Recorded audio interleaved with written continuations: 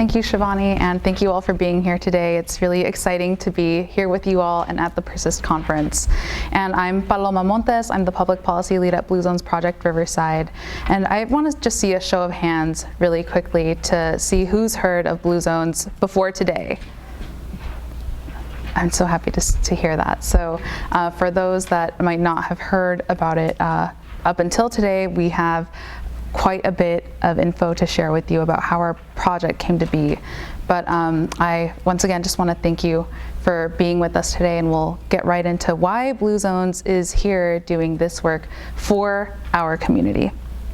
And we'll start with our purpose at Blue Zones Project. Our purpose is to empower everyone, everywhere to live better, longer. And in Riverside, that looks like doing a lot of deep and wide community work. Next slide, please.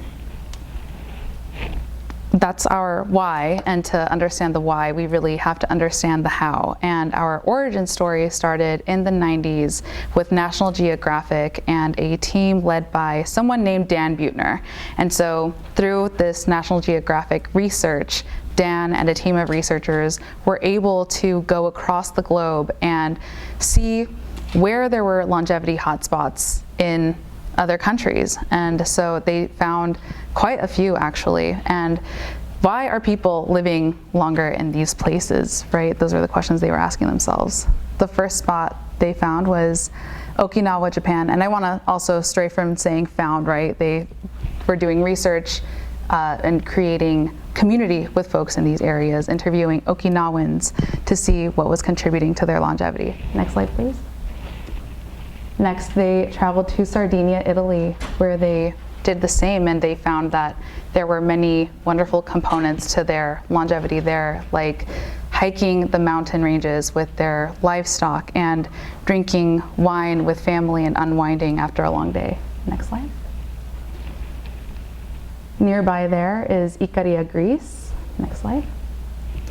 And in the Latin American countries is the Nicoyan Peninsula in Costa Rica.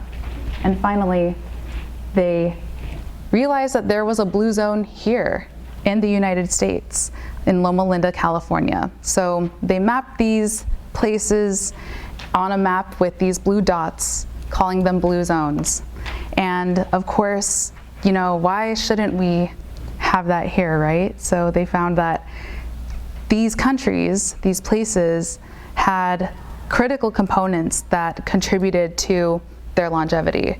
So there wasn't a secret sauce or a diet, a pill, or anything. It was just in how they lived their lives, despite being vastly different from one another in culture, in landscape, countries, etc.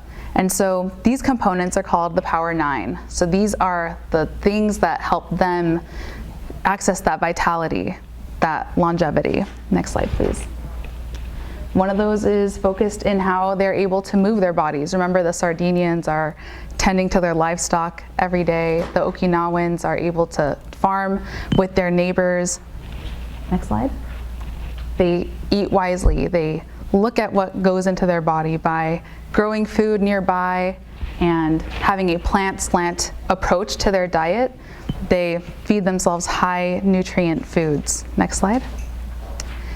They also connect with one another. They prioritize connecting with their neighbors, with their families.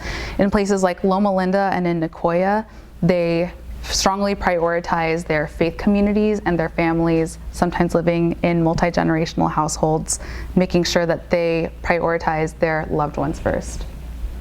And they also have a right outlook to their lives. They have a strong faith in places like Loma Linda, and in general, they consider themselves purposeful people. They have something called their ikigai, which we heard earlier through Aaron, right? Their purpose, not just what you get to do with your career, but why are you here? What unique gifts do you have to offer your community, your loved ones, yourself? And so, once again, that question was posed.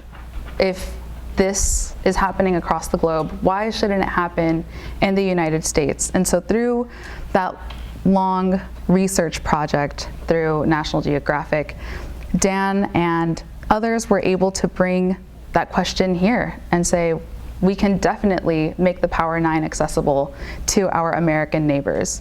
Next slide.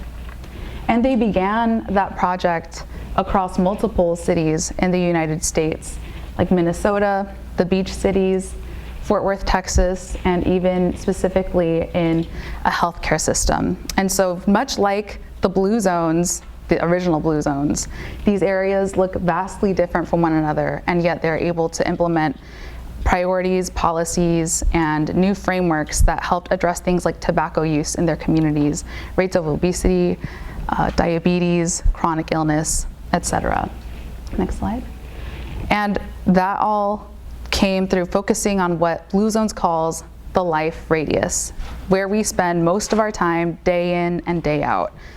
That's going to be where we work, where we commune with other people, where we go to school, where we even shop for groceries. And also, it's in the systems that impact our lives. So you might be able to walk down the street to your favorite grocery store, but that's not possible without the policymakers that make sure that you have sidewalks in your neighborhood or trees along that corridor so that you can walk with shade in 99-degree Riverside heat, right? Next slide. So by seeing this model work across the United States, the County of Riverside saw this as an opportunity, as a model for how we could impact health, longevity, and community well-being overall in Riverside. They said, we want Riverside County to be the healthiest county in the United States. And in posing this challenge, they brought along Riverside University Health System, the City of Riverside, and the health funders in our community. So that would be Molina, IHP, Kaiser, IHP Foundation, and Eisenhower Health. And so those are all of the main healthcare institutions in our community that said, we are invested in our community's well-being. We will fund this project so that we can make sure that the people we serve are experiencing better health outcomes. And so this is impacting now not just Riverside, but Coachella, Palm Springs, Mead Valley, and the city of Banning. And so here we are today, thanks to this faith in our project and in our community. And thanks to that, next slide please. This is our team of 10 dedicated to making that work come to life. We have 2 other team members with us today. You heard from Aaron earlier, and my colleague Ciara Thrower, who is the public policy coordinator. Please give them a round of applause. And Vanessa, who is our community engagement specialist. Thanks. So our team is focused in 3 areas in impacting our people, engaging with our community, making sure that folks know about this project happening over the next 5 years. We also have a team dedicated to the places, the institutions that make up our community. Remember, our schools, restaurants, work sites, grocery stores, so that we tackle well-being from every single corner in Riverside. And finally, the systems that tie it all together are policies. And so that's what we are here to talk about today. Next slide, please. All of this can also be found in our blueprint. And so you can scan this QR code to take a look at that blueprint. We worked really hard on this late last year by going to community groups, neighborhood groups, and many other people that make up this beautiful community, asking them what priorities they wanted to see reflected in this project.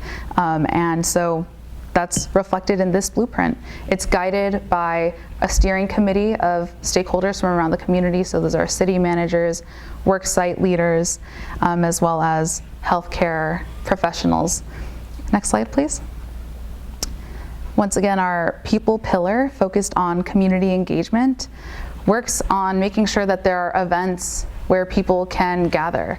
We're in the middle of a loneliness epidemic. I'm sure that's not news to anybody here. And so making sure that we're able to connect with our neighbors is tantamount in this moment. And go back please. And so something that's really interesting is that the number of neighbors that you need to connect with on a regular basis to be considered at a level of prime well-being is, can anyone guess that number? How many neighbors do you need to chat with on a regular basis to have maximum well-being? Yes. 20? No, actually, I think you'll be surprised. That number is 6. 6 of your neighbors. Do you say hi to your neighbors? So through the People Pillar, we aim to connect Riversiders through free events. Some of those are called MOIs, groups where you can connect with neighbors on a week-by-week basis for 10 weeks. And the goal is to have a group small enough so that people around you can connect with you, but also if you miss out for a week, then they know that you missed and they reach out to you and say, hey, were you okay? We didn't see you last week. So it's in rebuilding that connectivity in our community. Next slide. Our Places team has 3 folks dedicated to our schools, restaurants, grocery stores, and work sites, so that if you're an employee at maybe the county or the city of Riverside, maybe you want to see standing desks or some walking pads in your workplace, so that you can make sure that you're getting what you need out of your work site, so that you are not just dreading going to work. In other Blue Zones communities, this type of work has been shown to reduce turnover at work sites, so that those workers don't just do their jobs and check out at the end of the day. This goes back to that principle of ikigai. Are you fulfilled in what you do, and are you bringing your gifts to what you do? Next slide.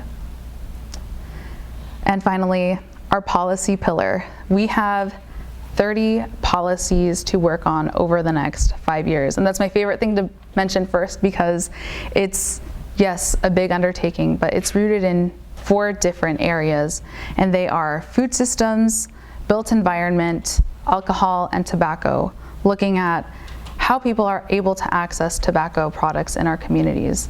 How many of you drive by a smoke shop on your way to work every day? Or maybe you walk by it if you're going around with your kids. Anybody else notice that? Or have you ever visited the farms here in Riverside and gotten a fresh piece of produce grown by your neighbors along the Greenbelt? Or maybe you've been able to go to a Riverside park, walk there and back from your neighborhood. Those are the principles that we're focused on here. So some of those policies include working with our local food hub, or analyzing how people are able to access smoke shops in our community and seeing how that's impacting our community. And that's very relevant during this activity and at this time at Riverside City Council. Next slide, please.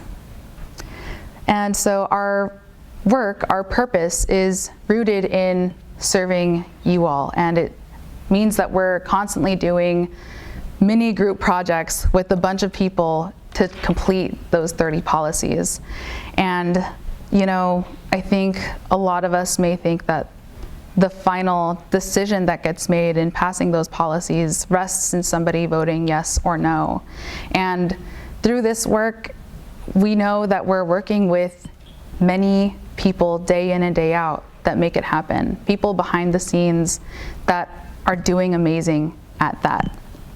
And so I like to think about it in terms of what kinds of Barbies we encounter in the workplace. Just like Barbies, there are many people making that policy work happen for you, for those that you love.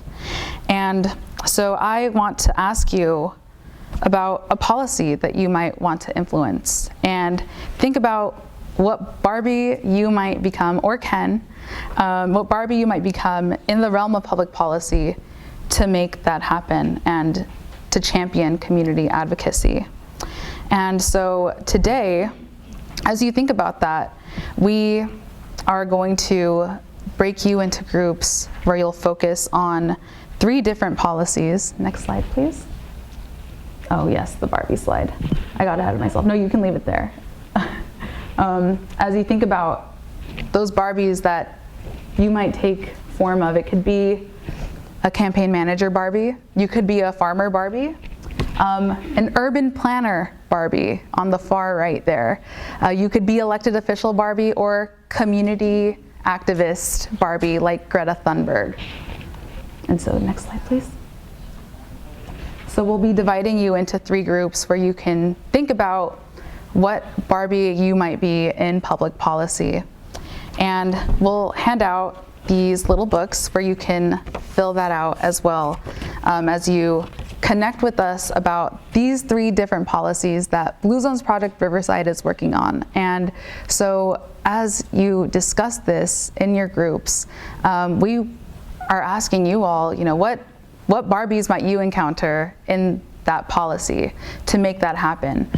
So who will be those key stakeholders, and what might that policy process be? Because there's so much that takes place to get a policy across the finish line long before it gets to a dais to take a final vote. It'll have to go to commissions, to neighborhood groups. You might have to engage with churches, a myriad of people. So through the lens of Barbie, we hope you think about what your ikigai is and how you might be able to bring that to make a policy, one of these, or one that may be close to your heart, come to life. And that's the final slide. You can leave it there, but